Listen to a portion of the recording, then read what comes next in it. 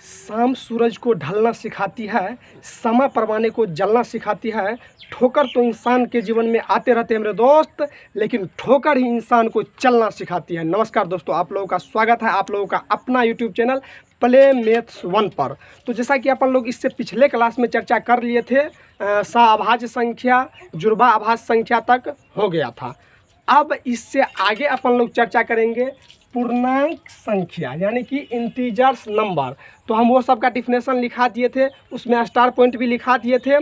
अब देखिए, पहले क्लास 10th का वीडियो पूरा अपलोड करेंगे, रियल नंबर का पूरा पढ़ाई हो जाएगा। उसके बाद फिर कुछ और करेंगे, चूँकि क्लास 10th का बच्चा का बहुत ज़्यादा कमेंट आ रहा है कि सर 10th का वीडियो डालिए, ठीक ना। तो चलिए अपन लोग अब करते हैं पूर्णांक संख्या की शुरुआत। तो देखिए, पूर्णांक संख्या की शुरुआत करने से पहले इसका डिफिनेशन जान लेना जरूरी हो जाएगा। देखिए, तो धनात्मक एवं ऋणात्मक संख्या तथा शून्य को शामिल कर देने के बाद जो संख्या प्राप्त होता है उसको क्या कहते हैं दोस्त? तो पूर्णांक संख्या कहते हैं। देखिए डिफिनेशन देखिए, अभी हमने बोले कि धनात्मक संख्या, धनात्मक एवं ऋणात्मक, धनात्मक ऋणात्मक दीजिए एवं शून्य दीजिए, धनात्मक ऋणात्मक एवं शून्य को शामिल कर देने के बाद जो संख्या प्राप्त होता है उसको क्या कहते हैं? पूर्णांक संख्या कहते हैं।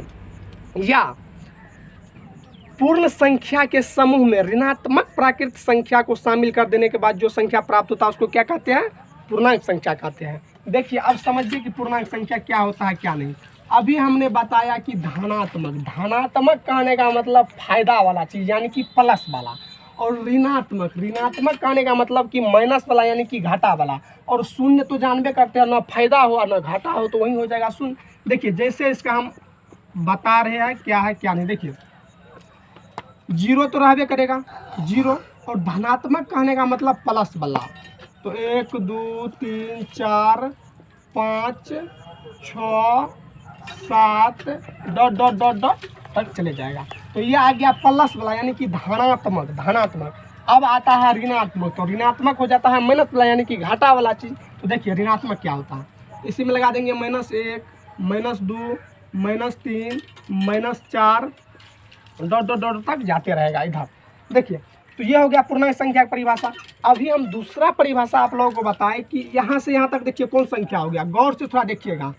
तो ये प्राकृत संख्या यहाँ से यहाँ तक हो गया, और ऊपरे में जीरो लगा दिए तो पूर्ण संख्या हो गया। यदि हम पूर्ण संख्या के समूह में ऋणात्मक प्राकृत संख्या, मैंने 1 2 3 4 ये सब प्राकृत संख्या हुआ ना, लेकिन ऋणात्मक है माइनस वाला, तो ऋणात्मक प्राकृत संख्या को शामिल कर देते हैं तो कौन संख्या का निर्माण हो जाता है दोस्त? तो पूर्णांक संख्या का निर्माण हो जाता है। तो दूसरा परिभाषा ये जान गए। अब देखिए, शून्य, धनात्मक एवं ऋणात्मक संख्या के समूह को क्या कहते हैं? पूर्णांक संख्या कहते हैं। या यहाँ से यहाँ तक कौन संख्या हो गया? पूर्ण संख्या। तो पूर्ण संख्या के समूह में ऋणात्मक प्राकृत संख्या को शामिल कर देने के बाद पूर्णांक संख्या का निर्माण होता है।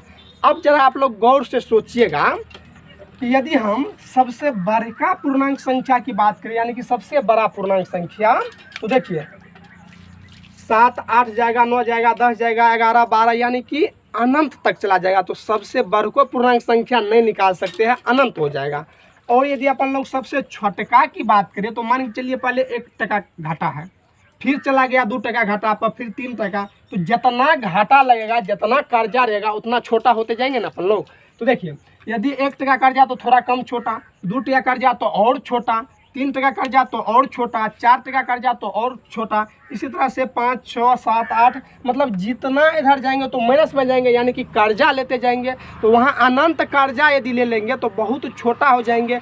तो अब मान के चलिए कि सबसे छोटका पूर्णांक संख्या कहेगा निकालने के लिए, तो सबसे छोटका पूर्णांक संख्या भी क्या होगा? अनंत होगा, और सबसे बड़का पूर्णांक संख्या भी अनंत होगा। अब देखिए, ये तो जान गए। अब पूर्णांक संख्या के समूह को यदि अपन लोग बात करें तो आई अथवा ज्याद से सूचित किया जाता है।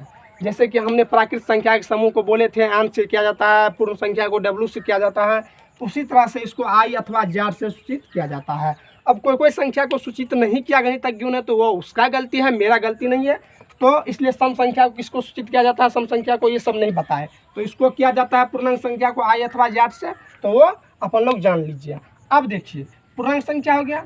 अब एकर 3 गो परिवार होगा, 3 गो, और ओकर नाम होगा, जैसे कि मान चलिए इसको मिटा रहे हैं, तो यहाँ से जो होगा इधर, तो ये हो जाएगा आपको धनात्मक पूर्णांक, धनात्मक पूर्णांक यानी कि पॉजिटिव इंटीजर्स।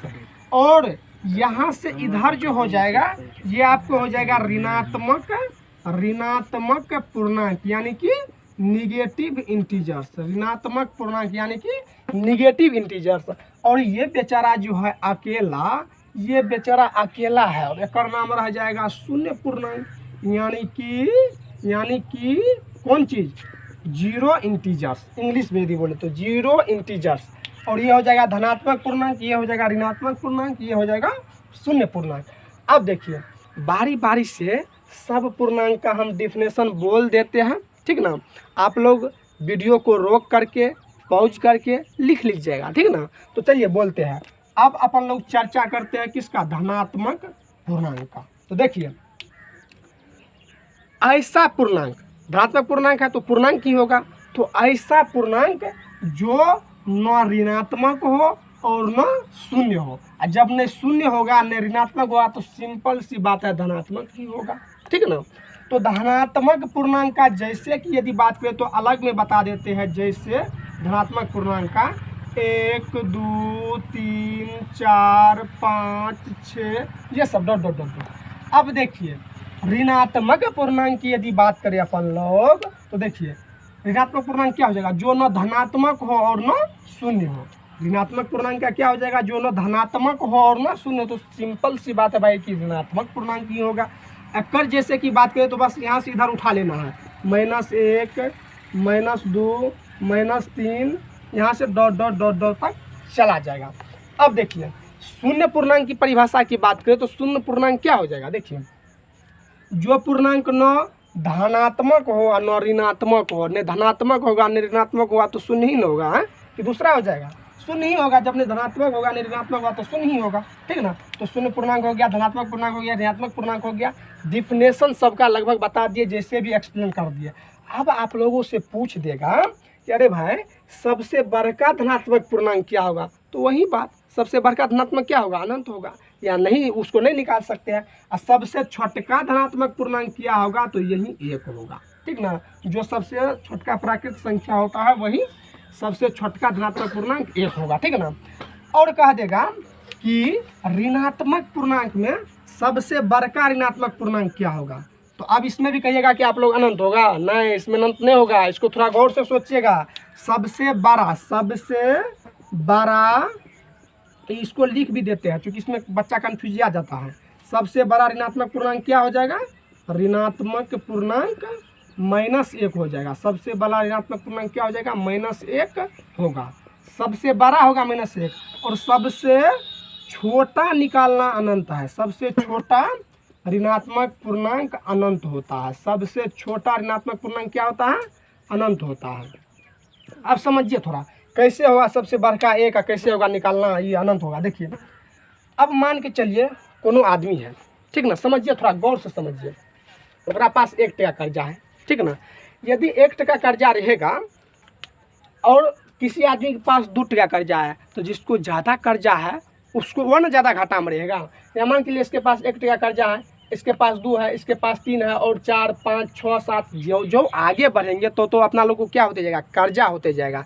और जब जिसको जितना कर्जा रहता है वो क्या रहता है, उतना छोटा आदमी बन करके रहता है। चूँकि मान के चलिए कोनो आदमी है, किसी को 2 टका कर्जा है, किसी को 3 टका कर्जा है, ठीक है ना। 2 और 3 टका कर्जा है ना, तो मान के चलिए 5 रुपया ये भी कमाया, 5 रुपया ये भी कमाया, तो ये तो इसके पास 2 टका कर्जा है, तो 2 टका कर्जा है, इसके पास 3 टका कर्जा है, ठीक है ना। तो ये तो 2 टका दे देगा तो इसके पास 3 बचेगा, 3 टका दे देगा तो इसके पास 2 बचेगा। तो ये आप लोग समझिए कि जरा पास माइनस लगल रहता है ना, जो जितना छोटा रहता है देखने में उतना बड़ा रहता है। तो यहाँ पर -1 सबसे छोटा है ना देखने में, मतलब 1 छोटा है 2 से देखने में, लेकिन माइनस जब लग गया तो यह क्या हो जाएगा, सबसे बड़ा हो जाएगा। तो इसीलिए सबसे बड़ा ऋणात्मक पूर्णांक -1 होता है और सबसे छोटा ऋणात्मक पूर्णांक अनंत होता है। तो ये बात आप लोग समझ गए।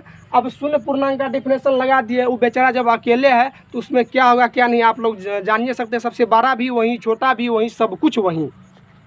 तो ठीक है, वह संख्या तक अपन लोग कंप्लीट कर लिए। अब अपन लोग जानेंगे वास्तविक संख्या, जो कि क्लास 10th का पहला चैप्टर है, यानी कि रियल नंबर। एक गणित देना बताते हैं। अब अपना लोग का इंतजार खत्म हो गया दोस्त, और अब अपन लोग जानेंगे वास्तविक संख्या। देखिए यही आप लोगों का पहला चैप्टर है, यही ना है वास्तविक संख्या यानी कि रियल नंबर। अब इसको बारी बारी से पढ़ेंगे और एक दिन में इसका थ्योरी कंप्लीट करने का कोशिश करेंगे, यानी कल तक में। और फिर परसों से अपन लोग या आप केसी सिन्हा पढ़िए या NCERT पढ़िए, जो भी पढ़िए आप लोगों को पढ़ाएंगे। खाली कमेंट करिएगा कि हम लोग ये पढ़ना चाहते हैं और ये नहीं। देखिए तो अब तब 1.1 शुरू करेंगे और देखिएगा पूरा मज़ेदार तरीक़ा से शुरू करेंगे दोस्त।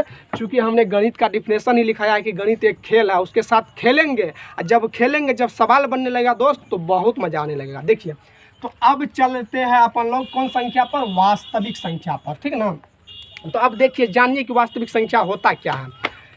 तो परिमेय तथा अपरिमेय संख्या के समूह को क्या कहते हैं, वास्तविक संख्या। आपके कितना के दिमाग में ये आया होगा कि पहले परिमेय और अपरिमेय बतेबे नहीं किया, यही बता दिए। अरे भाई इसके बाद परिमेय और अपरिमेय बताएंगे तो वो कहीं ना कहीं मेरे ख्याल से बेहतर रहेगा, ठीक है ना। देखिए अब देखिए इसका डिफिनेशन की यदि हम बात करें तो परिमेय और अपरिमेय संख्या के समूह को क्या कहते हैं, वास्तविक संख्या कहते हैं। देखिए या अथवा देकर के एक परिभाषा और लिख लीजिएगा, अथवा देकर के एक परिभाषा और लिख लीजिएगा कि जिस संख्या का वर्ग धनात्मक हो वह कौन संख्या होगा, वास्तविक संख्या होगा।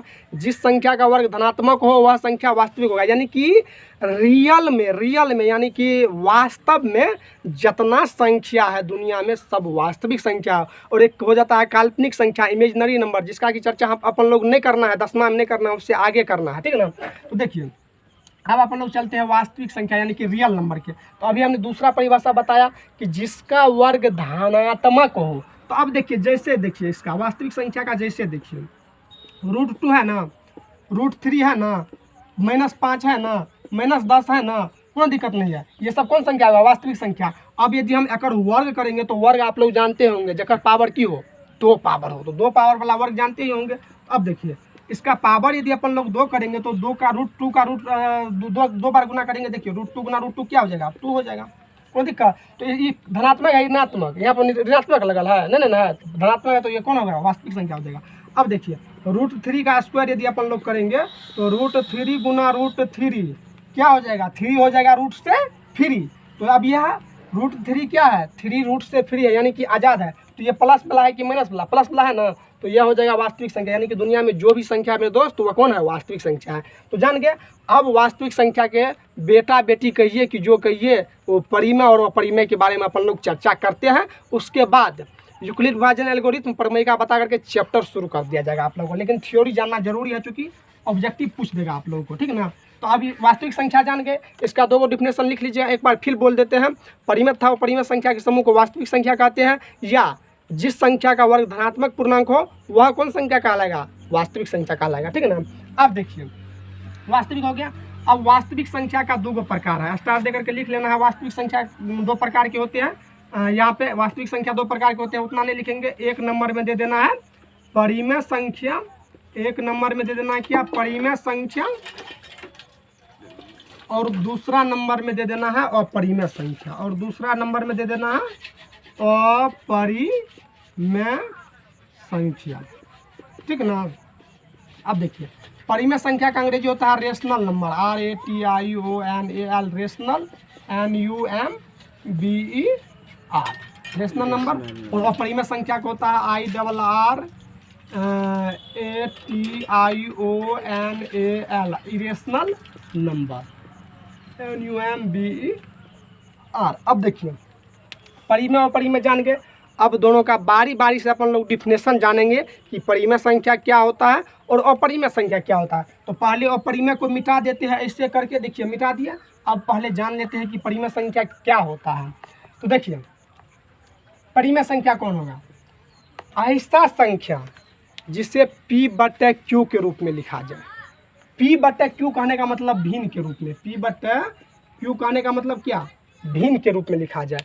तो ऐसा परिमेय संख्या जिसे P बटे Q के रूप में लिखा जाए तो वह कौन संख्या हो जाएगा, परिमेय संख्या। लेकिन कंडीशन एक और है, P बटा Q के रूप में तो लिख देंगे, ठीक ना, लेकिन P और Q स्वाभाज्य संख्या होना चाहिए। P और Q कौन संख्या होगा, स्वाभाज्य संख्या होगा। और स्वाभाज्य संख्या अपन चर्चा किए थे कि जिस संख्या का HCF, जिस जो प्राकृतिक संख्या का HCF क्या हो, 1 हो, तो वह कौन हो जाएगा, स्वाभाज्य संख्या हो जाएगा।